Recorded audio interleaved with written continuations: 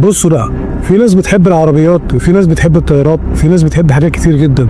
انا واحد من الناس بحب الاسلحه، وعارف ان في ناس كتير بتعشق السلاح. القناه دي احنا عاملينها عشان نتكلم فيها عن جميع انواع الاسلحه والذخائر، عن قصص ومغامرات الصيد. فالنهارده كده ده اول فيديو كله عشان الاسلحه، يا ريت تتابعونا عشان يوصلكم كل جديد. النهارده هنتكلم عن انواع البنادق الخرطوش والفرق بينهم وازاي تستخدمه وازاي تحافظ عليها. بنادق الخرطوش 3 انواع. اول نوع معانا هو البامب اكشن، ثاني نوع معانا وهو السيمي اوتوماتيك، ثالث نوع معانا وهو البريك اكشن. نبدا باول نوع معانا وهو البامب اكشن.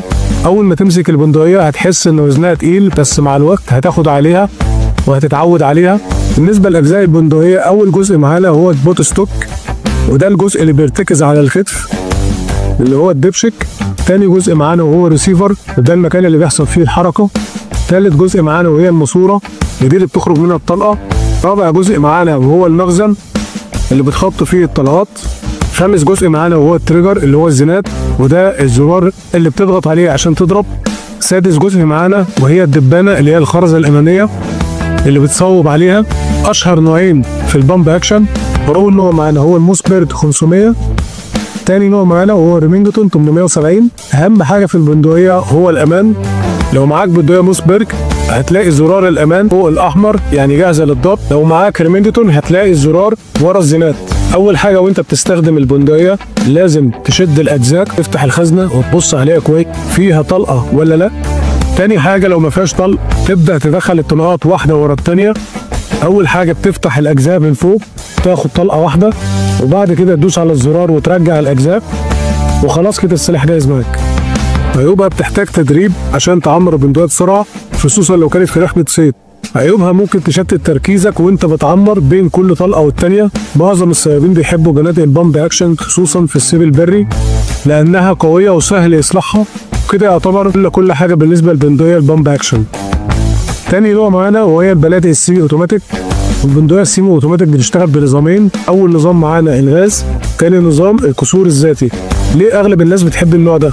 تقدر تضرب بيه فترات طويله من غير ما البندقيه تتعب، اقل في الارتداد من انواع بنادق تانيه، سهله في التعامل خاصه لو في رحله صيد بتصطاد وبتضرب على الطاير. تقدر تركب عليه اضافه زي الوصلات اللي هي الاكستنشن، ودي هنعمل عليها حلقه بعدين. يعني الخلاصه السلاح ده معمول عشان الاداء مش المنظر، بس طبعا مفيش اي حاجه كامله. تعال اقول لك شويه حاجات لازم تاخد بالك منها كويس. وزن البندقيه السيمي اوتوماتيك اتقل مقارنه بالبندقيه البامب اكشن، بتحتاج تنظيف اكتر وخصوصا البنادق اللي بتشتغل بالغاز. ممكن البندقيه تعلق معاك لو الطلق ضعيف او نوع مش كويس. اشهر انواع البنادق السيمي اوتوماتيك البنيلي والبريتا، ودي بنادق ايطالي.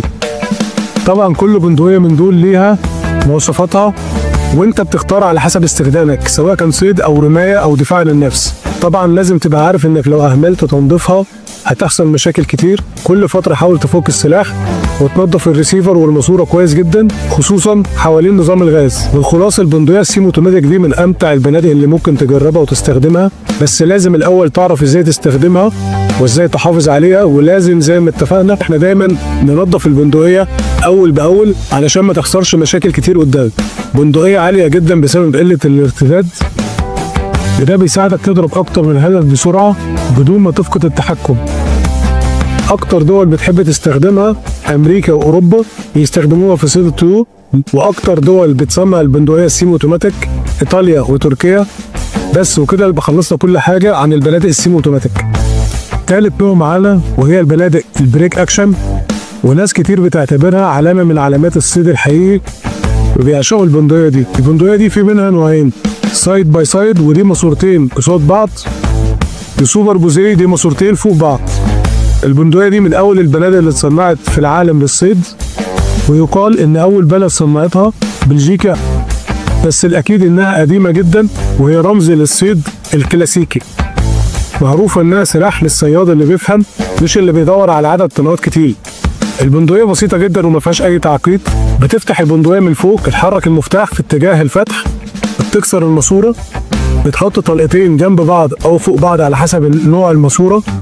الصندوق اللي جواها مقفول، وده بيخلي ردة الفعل قوية شوية علشان مفيش حاجة بتمتص الارتداد زي البنادق السيمي اوتوماتيك.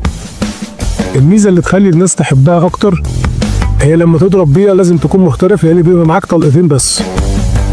مفيش رفاهيه انك تضرب 5 طلقات وتقول ان انا ممكن اصيب واحده، وده اللي بيخلي الصيادين الكبار ومحترفين الرمايه يحب البندقيات بريك اكشن.